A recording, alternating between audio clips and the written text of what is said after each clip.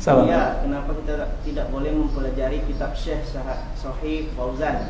Jujur kadang saya suka dengan fatwa beliau dari YouTube Sahih Biki. Antum suka itu nggak masalah, nggak ada yang melarang.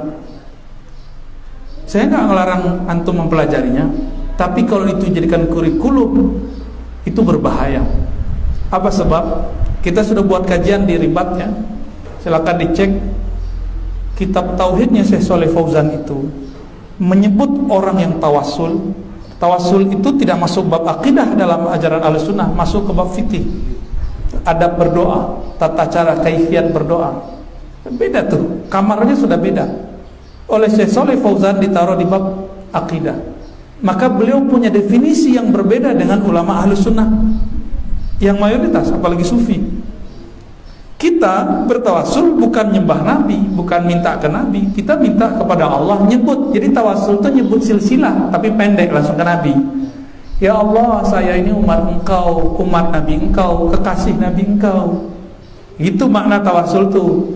Maka disebut bijahi Rasulillah, nawatawassalu bika ya Muhammad ila Rabbi. Karena hadisnya ada. Dan itu sama, mau hidup mau mati tidak disebutkan di hadis itu. Hanya Syekh Albani aja yang ngarang-ngarang kan, membedakan antara hidup dengan mati. Itu kan di dalam zihinnya, dalam pikirannya Syekh Shalih Fauzan. Karena mereka taklid kepada Syekh Ibnu Taimiyah, katanya taklid nggak boleh. Emang di hadis Tirmizi itu disebutkan tawasul hanya boleh kepada yang hidup dan hadir, kan nggak ada. Nggak ada lafaznya satupun. Itu ada dalam pemahaman istinbat. Kalau antum boleh istinbat, kenapa kita nggak boleh mengistinbatkan yang lain? Kalau dia boleh memahami yang tidak tertulis dengan pemahaman itu, kenapa kami nggak boleh? Mana jaminan kalau antum itu sama dengan Rasul, kita tidak sama dengan Rasul? Kan enggak. Kita punya sanad, itulah jaminannya. Antum sanadnya berhenti di Ibnu Taimiyah. Dan Syekh Ali Jum'ah nulis dalam kitab Al-Mutasyaddidun, Ibnu Taimiyah lah yang pertama kali membedakan antara Nabi hidup dan mati. Sehingga tawasul menjadi berubah hukumnya. Hidup boleh hadir, kalau nggak hidup nggak hadir nggak boleh. Berarti bagi dia Nabi kalau mati mati. Itu kan suul adab itu. Lebih bertauhid orang Quraisy daripada orang yang bertawasul katanya. Ayo. Dan itu menentang ayat Quran. Cuma nggak disadari. Kalau mereka sadar bisa kufur. Tapi yang gue yakin mereka tidak sadar. Cuma mukhti. Jadi kita begitu pun bukan benci ke Syekh Shalih, beda aja. Kita berbeda dengan Syekh Shalih Fauzan, beda dengan Ibnu Taimiyah, bukan berarti kita benci mereka. Siapa yang berkalam la ilaha illallah, kita cinta mereka kok. Ya, irhamu fil ard. Tapi beda masa nggak boleh? Jadi kita beda bukan berarti benci, bro.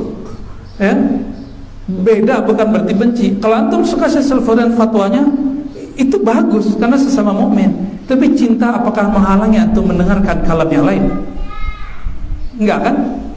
Nah, Syekh Shalih Fauzan punya definisi yang berbeda tawasul. Akhirnya kalau yang tawasul yang maksud Syekh Shalih Fauzan itu menyembah selain Allah, betul tawasul begitu syirik. Sepakat enggak? Kalau tawasul itu nyembah selain Allah, meminta ke selain Allah, sepakat enggak kalau itu musyrik? Dan kita tidak tawasul begitu. Tawasulnya Ahlussunnah nggak begitu.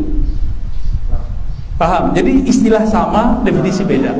Yang kedua, Syekh Shalih Fauzan menyebut orang yang suka ziarah kubur, bertabarruk, mengambil berkah, itu dengan ubadul kubur, penyembah kubur. Itu kalam apa tuh? Pantas seorang muslim menyebut muslim yang lain sebagai penyembah kubur. Bahkan muncul istilah kuburiyun. Ustadz kuburiyun gua. Jadi kita ini datang ke kubur, mendoakan yang dikubur supaya dapat berkah kita semua, supaya ingat kalbu itu kepada Allah dan kematian, disebut kuburiyun. Oh ternyata dia punya definisi lain, dia punya suuzon. Tasawurnya, definisinya, belajar mantiknya. Ya, tasawurnya tentang tabarruk berbeda dengan tasawur ulama Ahlussunnah. Tasawur ulama Ahlussunnah, kalau datang ke kubur tidak boleh nyembah kubur. Kalau kita angkat tangan doain dia, bukan minta ke kubur.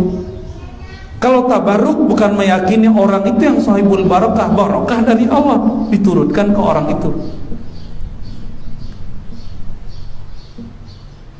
Coba lihat mereka hari ini memuseumkan peninggalan Syekh Utsaimin, ya kan? Kok Utsaimin boleh dimuseumkan, dicintai, dijaga, kami kok nggak boleh? Kok nggak boleh? Mengithafkan, kata beliau. Ya, penanya, oh semuanya, kok nggak boleh? Kalau kita punya kenangan dengan seseorang, lalu pemberiannya kita simpan, musyrik nggak?